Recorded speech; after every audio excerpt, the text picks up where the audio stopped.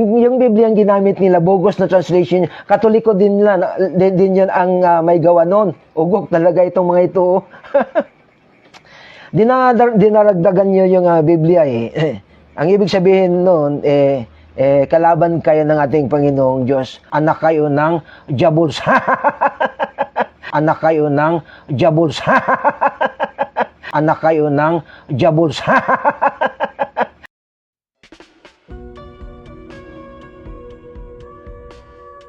Nasa iyo na talaga lahat eh. Mayabang, hambog, tanga, bobo. Baka si Kabunok walang alam sa Biblia, hindi niya naunawaan ang kanyang binabasa. Kaya ayaw mong pakita ng mukha kasi wala kang Amerikana, wala kang barong. Ano? Busted talaga ako. Pasensya na po kayo, Kaburnok, ano? 4 na taon na nating ipinagtatanggol ang pananampalatayang Katoliko. Ito ang Factbusters! Mga kapatid, magandang araw po at kapayapaan ay maghari sa ating isipan at sa ating puso. At follow and subscribe, Factbuster PH at The Beloved Catholic sa Facebook page ni Kaburnok.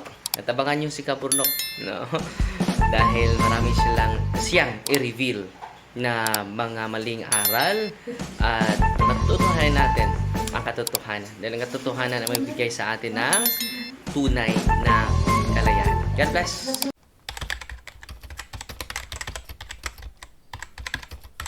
Magandang araw mga kapatid and welcome na naman sa isang bagong episode ng Factbusters PH. Sa Juan 8:32, at inyong makikilala ang katotohanan at ang katotohanan ay magpapalaya sa inyo. Klaro-klaro po, yung katotohanan ay magpapalaya sa atin. At kung kakapit ka pa rin sa kasinungalingan, siyempre magiging alipin ka ng kasinungalingan. Hindi ka lalaya, mga kababayan.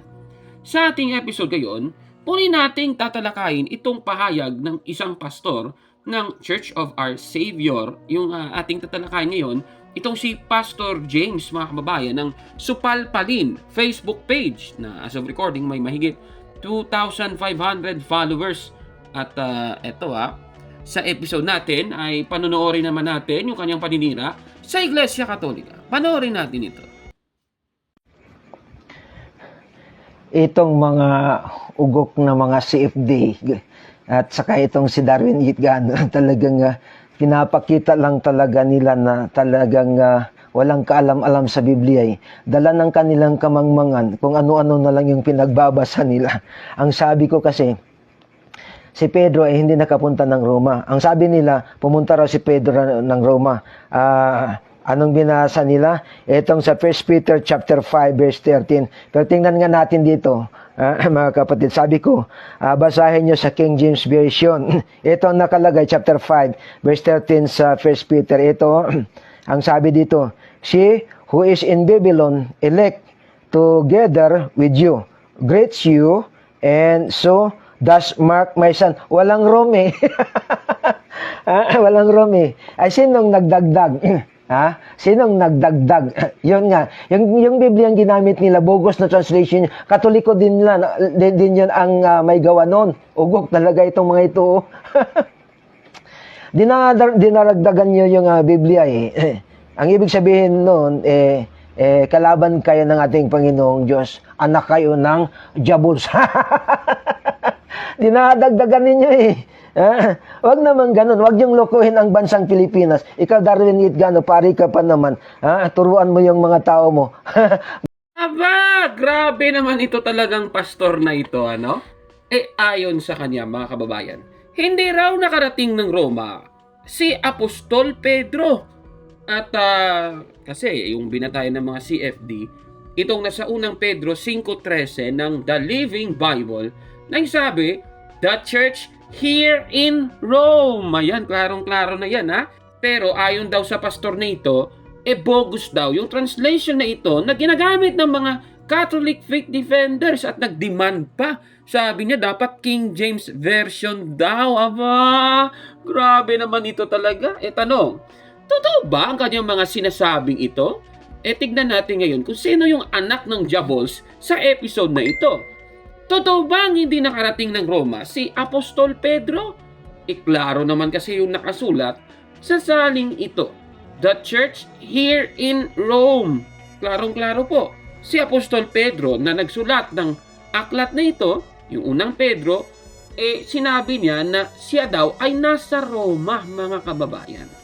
Ang problema kasi sa kanya, hindi niya tinatanggap ang saling ito dahil bogus daw ito at tama daw ang King James Version.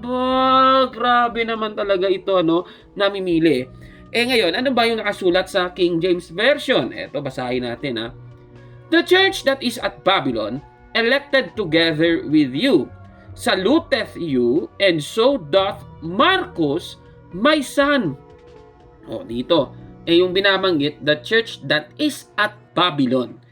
Dito, sa saling ito, ang nakasulat, Babylon, hindi naman po Roma. Kaya, grabe yung tawa niya, Grabe talaga. Kasi, dapat daw, King James Version. Sige, tignan natin. Baka masupalpal itong pastor na ito. Takot kay Kabornok ito, di naman yan sinasagot yung mga video natin, ha? Sige. So, anong Babylon ba ang tinutukoy sa unang Pedro 5.13? Tignan ninyo. Sabi niya, King James Version. Di pagbigyan natin. Ito. Isang salin. Ito. Babasahin natin yung King James Version na nakasulat dito sa The Comprehensive Commentary of the Holy Bible. Paano natin nasabi na King James Version? Kasi yung sinasabi, containing the text according to the authorized version. Alam naman natin, yung authorized version Bible ay isa sa tawag sa King James Version, mga kababayan. At kung papansinin po, ang nasabing Biblia na ito, sa itaas po ng Biblia, mababasa mo yung teksto mula sa authorized version or King James Version. Pagkatapos, sa baba, mababasa mo yung footnote, mga kababayan. Yung footnote ng King James Version na salin na ito, mga kapatid. Okay, para mas maunawaan ninyo, tingnan natin ngayon. Yung unang Pedro 5.13 ng The Comprehensive Commentary of the Holy Bible with text from King James Version. Ayan, ha. Yan, ha. Yung King James Version ng unang Pedro 5.13. Ayan, ha. Nakikita nyo? Pareha talaga. Baka kayo sasabihin nyo na hindi sila pareha. Ayan, ha. So, parehang-pareha po yan, mga kababayan. Ngayon, babasahin natin yung footnote. Ito, ha. Makinig kang mabuti, Mr. Pastorotot James, ha. Ito. Ganito yung sabi. By Babylon, Peter meant Rome. Klarong-klaro po, mga kababayan. Ang ibig sabihin ni Apostol Pedro sa salitang Babylonia sa unang Pedro 5.13 ng King James Version, yan pala ay ang Roma. Nako, butata. Nako, supalpal ni Kabornok na naman itong Diabols na ito. Anak ng Diabols ito ginamit lang natin yung salita niya. Bumabalik sa kanya. Ngayon, nako ibig sabihin, ang King James Version na ito, nagsasabi na ang nakasulat na Babylon ay sa Roma pala. Ayon sa unang Pedro 5.13, kaya supalpal na naman ni Kabornok itong palpak na ito. Kaya tama din yung salin na ito. Nasabi niya, bogus daw na translation. Paano naging bogus? Nasa King James Version na nga nakalagay, yung Babylonia ay Roma, yung tinutukoy ni Apostol Pedro. Kaya itong, Pastorotot na ito, anak ng Diabols ito kaya, busted! Yan! Anak ng Diabols talaga itong si Pastorotot James na ito. Ugok talaga. Baka sabihin nyo naman ako yung naninira. Ginamit lang natin yung kanyang mga sinasabi, mga kababayan, pasensya na po kayo. Kaya, mukhang siya ata yung anak ng Diabols ngayon, sa ating napatunayan. Kaya, ibig sabihin nito, nabibilang ko talaga siya sa kasinungalingan. Kung tatanggapin lang niya na totoong nasa Roma at nakarating sa Roma si Apostol Pedro, talagang lalaya siya mula sa kanyang pagkakabilang ko, mga kababayan. Ano masasabi ninyo sa ating episode po ngayon? Paki-comment po sa baba, mga kapatid. At kung like mo ang video na ito, paki-smash ng like button at mag-subscribe sa ating YouTube channel, Factbusters PH. Kaya huwag maniwala sa sabi-sabi, i-check mo na kung fact nga talaga. Hanggang sa susunod na episode, ako po si Kabon at ito ang Factbusters! Naku, kawawa naman itong si Pastor Rotot James na ito.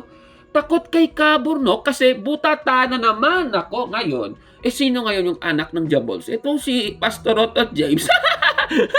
Kawawa talaga. Butata na naman. Kailan kaya niya ito sasagutin? Ako, kawawa naman talaga. Butata na naman. Butata, Pastor Rotot James. Mga kapatid, magandang araw po at kapayapaan ay maghari sa ating isipan at sa ating puso. At follow and subscribe Factbuster PH at The Beloved Catholic sa Facebook page ni Kaburnok. At abangan nyo si Kaburnok, no? Dahil marami siyang i-reveal na mga maling aral at matutuhanan natin ang katotohanan. Dahil ang katotohanan ay magbigay sa atin ng tunay na kalayaan. God bless! I am Catholic. I am